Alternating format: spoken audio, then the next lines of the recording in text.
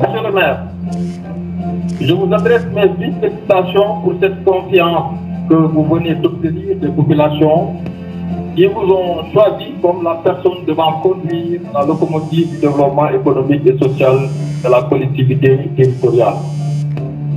Mesdames, Messieurs, lorsque dans quelques instants, je prononcerai le rituel d'installation de M. El Hadji Mamadou Diaw, vous considérez M. El Hadji Mamadou Diaw comme votre maire, le maire de tous les résidents de la commune de Kolda. En votre qualité de maire de la commune, la loi vous confie d'importantes responsabilités. Pour cela, je vous invite à une lecture et à une relecture des articles 106 à 127 du Code général des collectivités locales. En effet, le maire, en tant que représentant du pouvoir exécutif auprès des populations, est chargé sous le contrôle du conseil municipal, notamment d'administrer les propriétés et les biens de la commune, de préparer le budget, de prescrire l'exécution des recettes, de pourvoir aux mesures relatives à la voirie municipale, de veiller à la protection de l'environnement, de prendre en conséquence des mesures propres, d'une part, à empêcher ou à supprimer la pollution et les nuisances, d'assurer la protection des espaces verts, de contrôler également l'embellissement, de contribuer également à l'embellissement de la commune. Le maire dispose de pouvoirs de police. Il doit veiller à une bonne occupation des places de voies publiques ainsi qu'au nettoiement, à l'éclairage public, à l'enlèvement des encombrements. J'avais tantôt signalé que le maire exerçait ses attributions sous le contrôle du conseil municipal. Cela voudrait dire que vous aussi, chers membres du conseil municipal, vous avez un rôle très important à jouer, rôle également conféré par la loi en termes de représentation des populations, de recueil de leurs préoccupations, de participation à l'animation du conseil et aux travaux des différentes commissions à installer, de participation aux délibérations portant sur des matières entrant dans le cadre des compétences de la commune. Je vous invite notamment à une lecture et à une relecture des articles 81 à 91 du Code général des collectivités locales. Vous verrez que les compétences, aussi bien du maire que du conseil municipal, sont précisées. Monsieur le maire, le municipal uni, soucieux des préoccupations des populations, je ne doute point de vos capacités à relever les défis qui vous attendent et vous exprime toute ma disponibilité à vous accompagner dans l'exercice de vos fonctions afin que l'institution municipale soit davantage un service public proche de ses usagers pour la satisfaction des attentes et à la disposition des pouvoirs publics pour la mise en œuvre au niveau décentralisé de la politique définie par le chef de l'État et son gouvernement. Dans ce cadre, je vous invite, monsieur le maire, à veiller au fonctionnement régulier des services communaux afin que la performance soit de mise à tous les niveaux. La mise en œuvre de l'acte 3 de la décentralisation qui a consacré la communalisation intégrale et jeté les bases d'une décentralisation économique constitue du reste un champ de travail territorial. C'est pourquoi nous nous engageons, monsieur le maire, aux côtés des élus territoriaux, à faciliter l'accomplissement de leur mission dans le strict respect des lois et règlements, au grand bénéfice des populations qui doivent disposer de territoires viables, compétitifs et porteurs de développement. Mesdames, Messieurs, permettez-moi, avant d'installer officiellement le maire dans ses fonctions, de faire un rappel des dispositions législatives et réglementaires relatives au respect de la parité. La loi 2010-11 du 28 mai 2010 instituant la parité absolue homme-femme dispose en son article 1er que la parité absolue homme-femme est instituée au Sénégal dans toutes les institutions totalement ou partiellement électives. Les conditions d'application seront définies et précisées par décret. De quel décret il s'agit? Il s'agit du décret 2011-819 du 16 juin 2011 portant application de la loi instituant la parité absolue homme-femme, qui dispose en ses articles 1er et 2 conformément à la loi 2010-11 du 28 mai 2010 instituant la parité absolue homme-femme dans toutes les institutions totalement ou partiellement électives. Les listes de candidature à l'élection dans les types d'institutions sont alternativement composées de personnes des deux sexes sous peine d'irrecevabilité. Fin de citation. Les institutions totalement, partiellement électives concernées sont, je cite l'article 2 du décret, les conseils régionaux, les conseils municipaux et ruraux, ainsi que le bureau et commission, etc. En conséquence, pour la loi et du règlement, pour le bureau municipal de Kolda, le maire étant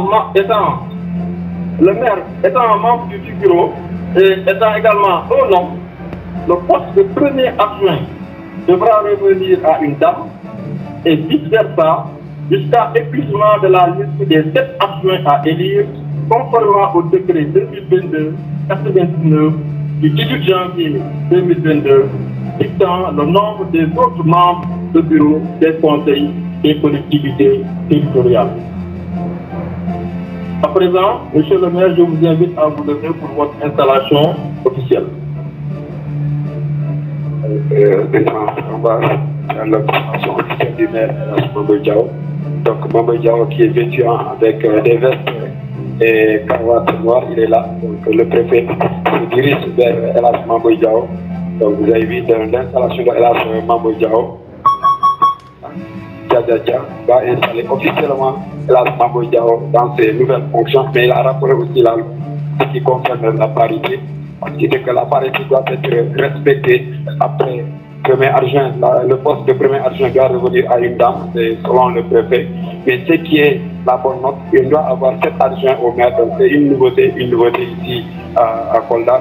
Nous aurons 7 adjoints au maire de la commune de Kolda.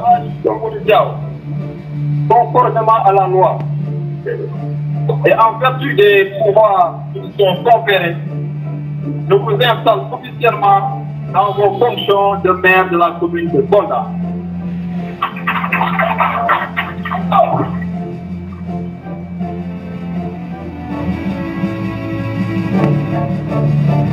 Des douleurs qui se soutiennent, qui se contiennent, et des misères qui tenaillent sur le principe même de notre engagement. Oui, notre engagement est le résultat de ces constats terribles, mais surtout d'une volonté incommensurable d'y remédier. Au fond, nous nous sommes engagés pour rendre aux Koldois leur fierté, leur dignité et leur bonheur. Cette élection est ensuite une volonté d'avancer et de donner collectivement un nouvel élan, de réaffirmer une foi dans les valeurs qui ont fait de Kolda une grande contrée du Sénégal. Pour cela, nous ne céderons rien, nous ne céderons sur rien des engagements pris vis-à-vis des populations pour rendre aux Koldois le goût de l'avenir et la fierté de ce qu'ils sont. Le programme que nous vous avons soumis et à l'élaboration duquel nous avons recueilli les avis les plus divers, discuté avec beaucoup de gens, articule une vision autour de la notion forte d'attractivité. Une attractivité qui s'ouvre sur un triptyque: attractivité sociale, attractivité économique, attractivité culturelle et sportive. L'attractivité sociale. Il s'agit de faire de Kolda un terroir où on peut se nourrir, se vêtir, se loger, se soigner, échapper aux maladies évitables, accéder à l'éducation, accéder au marché du travail, bénéficier de loisirs et participer à la vie sociale et politique. Kolda va retenir sa population et attirer les habitants des autres territoires. Notre activité économique, je le préfère, Kolda doit attirer des investissements structurants et devenir un hub économique qui actualise les potentialités réelles de notre territoire. On devra améliorer la qualification de la main-d'œuvre, développer des systèmes de transport et de communication. En développant une économie rurale, une performance, et en bonifiant les activités agroforestières, en misant sur l'économie solidaire, notre engagement est de construire un cadre économique viable.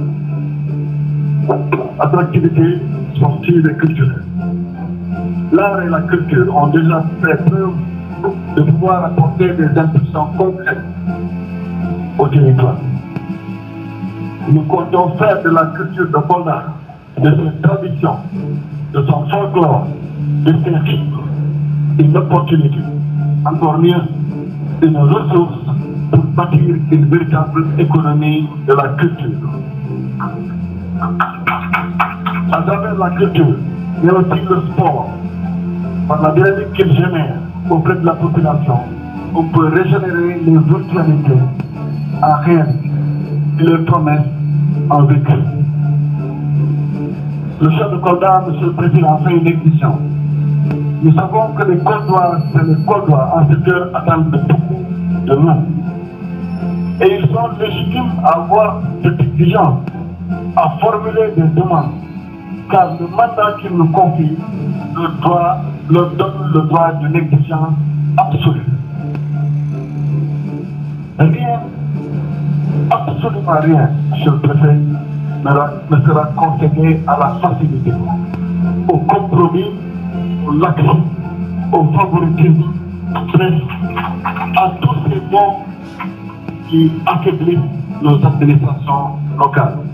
Je voudrais, si vous permettez de revenir sur cette phrase, Monsieur le Président, rien, absolument rien ne sera concédé à la facilité, au compromis, au laxisme, au favoritisme, bref, à tous ces mots qui affaiblissent nos administrations locales. Et rien ne déclenchera notre détermination. Rien ne nous fera renoncer à défendre en tout temps et en tout lieu des intérêts supérieurs. Tout cela mobilisé et mis en œuvre pour un but unique et exclusif, arrimer Kolda à la grande marche de l'émergence du Sénégal. Mesdames et messieurs, être d'accord sur tout n'est pas chose aisée. La division et les cultures qui lézardent notre société doivent être défaites, qu'elles soient économiques, sociales, politiques ou morales. Car Kolda attend de nous que nous soyons forts, solides et clairvoyants. C'est là que je voudrais féliciter le maire sortant, qui, autant que nous, est un passionné de Kolda.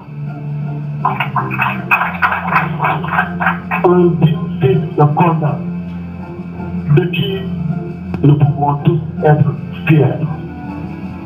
Vous me permettrez, à titre personnel, de le remercier pour les relations chevaleresques qu'il a pu entretenir avec moi depuis nos jeunes âges, parce que je suis son oncle, il est mon neveu. Parce que jamais, dans son comportement, dans ses actions, dans son discours, il n'a eu un mot désagréable vis-à-vis de ma personne. Et jamais, jamais, je n'ai entendu un seul membre de son équipe politique, comme de l'équipe qui l'accompagnait au niveau du conseil municipal, tenir aussi un comportement que je peux considérer comme désobligeant. Vraiment, je n'en attendais pas moins de lui.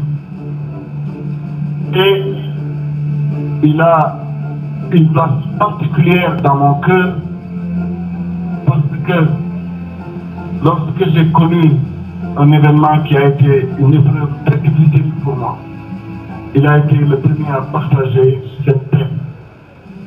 Il a été avec moi, à côté de moi, toute la période de deuil, lorsque j'ai perdu ma défunte mère, il était là pour moi. Et quand la délégation gouvernementale devait arriver, je lui ai dit, je voudrais que tu sois là pour les accueillir. Malheureusement, il était à Kolda, il devait payer des salaires au niveau de la direction générale de la Poste. Il avait laissé des chèques sur la table de son bureau. Et que vous savez que parfois les mouvements sociaux peuvent être contraignants. C'est à cause de ça seulement qu'il s'est excusé et qu'il a dû rentrer. Donc vraiment, à titre personnel, je le remercie. Je le remercie, lui, sa maman, ses frères et sœurs, de cette profonde marque de parenté et d'amitié qui n'ont cessé d'honorer depuis que nous sommes ensemble. C'est aussi le bien pour moi de féliciter les autres candidats qui ont concouru à l'élection locale, qui pour autant c'est des adversaires, mais qui en tout temps sont des amis, des frères, et qui ont la même ambition que nous, celle d'un Kolda rayonnant. Nous les encourageons à continuer à maintenir leur combat pour ce plus noble, et nous les convions à se joindre à nous pour travailler ensemble, parce que l'ère des époques singulières est révolue. Oui, c'est dans des espaces de conscientialité, des obédiences partisanes, et qui nous pour viser l'intérêt supérieur de Kolda, que nous pourrons atteindre les objectifs. Et cet intérêt nous dépasse tous. C'est dans cette même veine que j'appelle à la mise en place d'un cadre de collaboration actif avec le conseil départemental de Kolda. Kolda ne se fera pas sans toutes ces filles et toutes ces fils d'ici et d'ailleurs. Mesdames et messieurs, Kolda n'est pas qu'à Kolda. Kolda aussi est en dehors de Kolda, dans la diaspora essentiellement. Cette diaspora qui intervient et qui est active, cette diaspora qui intervient massivement dans la vie des Koldois et qui a le cœur soudé à Kolda, des arrivés ici, qui ne manque aucune occasion pour revenir. Cette diaspora a une partition majeure à jouer dans la symphonie que nous comptons exécuter. Nous en appelons à leur expertise, à leur expérience et à leur investissement. Vous me permettrez d'avoir un mot pour l'équipe qui a œuvré pour cette victoire. Une équipe de jeunes, d'hommes et de femmes, dans un élan élevé d'engagement et de solidarité, accru au projet, la portée et la vulgariser. Une équipe qui n'a pas été économe d'efforts, de sueur, de travail et d'abnégation. Avec un état d'esprit irréprochable et une cohésion sans faille, elle a insufflé une dynamique que les résultats ont récompensée. Vous me permettrez aussi d'avoir un mot pour ma valeureuse et brillante épouse qui m'a soutenu, épaulé, encouragé dans les moments de doute, qui m'a revigoré dans les moments de faiblesse et qui était la première sur le front. Que Dieu te garde, ma chérie. Je préfère, il y a un être cher que j'aurais voulu compter parmi nous. Une personne qui est au début de tout.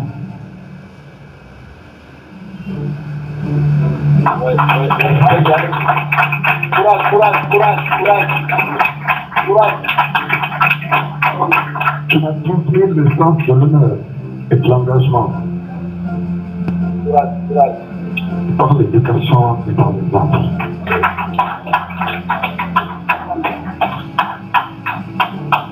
Cette personne est ma mère, ma chère mère, ma regrettée mère. Sa modestie m'aurait supporté qu'on la qualifie de femme exceptionnelle. Et pourtant, elle était. Non que les soit une carrière brillante, mais c'est une femme simple, une mère brave, aimante et acharnée pour mes réussites.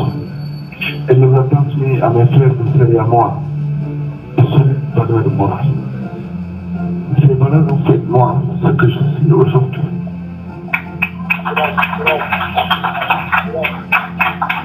Et je lui en serai éternellement reconnaissant. Je prie Allah de l'accueillir dans son infinie miséricorde par la grâce de son prophète Mohammed sallallahu alayhi wa sallam. Je prie Allah d'accorder une longue vie pleine de santé à mon père, Oudri Diao, un homme politique, un homme respecté et qui a tourné les jalons de ma carrière politique. Pour conclure, monsieur le préfet, je voudrais parler de l'avenir et de ce qui me reste à faire actuellement dans les années qui viennent. Nous avons de grands défis et la période que nous vivons est soumise à des injonctions contradictoires. Partout, les revendications et les contestations fusent. Mais bâtir l'avenir est une aventure collective, un engagement quotidien et un exercice de tous les instants.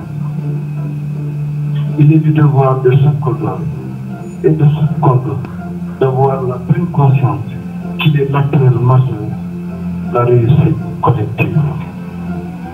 Que sa part contributive au développement est une part essentielle. Croyons en nous. Croyons en nous, croyons en ce que nous sommes et en ce que nous sommes capables de réaliser de grandes choses. Il suffit juste d'y croire et d'y apporter le soin qu'il faut. Il faut qu'à chaque jour suffise sa peine et qu'à chaque instant, on remette l'ouvrage sur le métier. Je vous remercie de votre attention.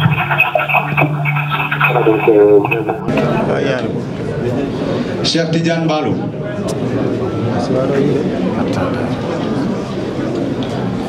Daouda Sidibé.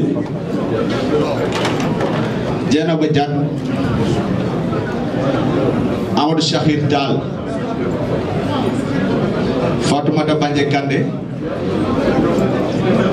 Mamadou Bilo Diallo. Aïda Sané. 3, 4, 5, 6, 7, 8, 9, 10, 11, 12, 13, 14.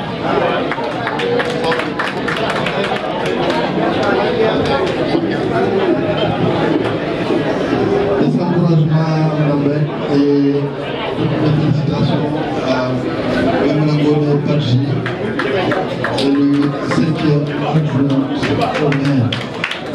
À présent, nous allons procéder au vote sur le poste de 6e adjoint au maire. Ce sont les candidatures. Youssouf Kandé, Soumaïla Diao,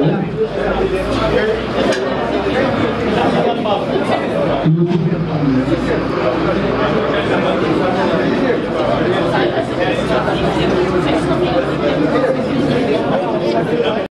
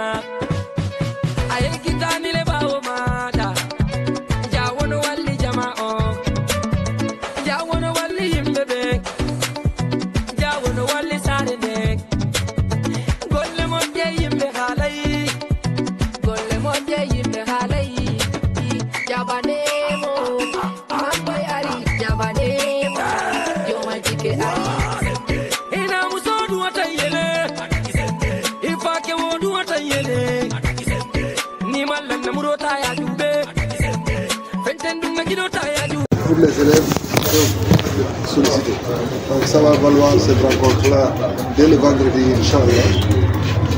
Dans la même veine, nous avons souhaité rencontrer les différents présidents d'amicales d'étudiants ressortissants de Kolda qui sont dans les différentes universités. Cette rencontre-là se tiendra à la suite de la première. Et vous comprenez aisément que la démarche, c'est de mieux nous imprégner des situations dans lesquelles vivent nos étudiants et comment nous allons faire face pour tenir nos engagements vis-à-vis de cette couche qui nous est très stratégique pour construire un meilleur avenir pour Kolda. La troisième rencontre que nous souhaitons organiser toujours le vendredi, c'est avec ce que nous appelons les acteurs sociaux coldois, les acteurs de la société civile, mais toujours dans la frange jeune. Parce que ces jeunes ont porté beaucoup de combats au nom de Kolda, notamment sur les difficiles conditions d'accès aux soins, les difficiles conditions d'accès à l'éducation, etc., etc. Et toutes les problématiques sur la promotion de la femme, la lutte contre les mutilations faites aux femmes, etc. Ces jeunes ont porté un ensemble de combats qui méritent que nous puissions échanger avec eux et qu'ensemble nous définissions une feuille de route et un cadre collaboratif qui permettent que l'un des axes sur lesquels nous avons choisi de travailler, c'est-à-dire la transparence et une gouvernance participative, puisse être effectuée. Voilà ce que nous avons prévu pour le vendredi. Et Inch'Allah, l'après-midi, nous discuterons avec les agents de la municipalité. Parce qu'avant même qu'on prenne en charge toutes nos actions et toutes les démarches que nous allons définir, nous pensons aussi que nous devons leur inculquer notre façon de voir les choses, vis-à-vis notamment des usagers du service public que sont les populations de Kolda, dans les différents corps de métier, dans la vie de tous les jours. Nous cherchons un comportement qui est un comportement respectueux vis-à-vis des populations, et qu'elles sentent plutôt les populations qui sont chez elles ici à Kolda. Voilà le premier axe de notre action, parce que ça résume fondamentalement notre priorité. C'est l'accompagnement de la jeunesse, des femmes et la prise en charge des questions sociales avant qu'on ne déroule des projets d'envergure.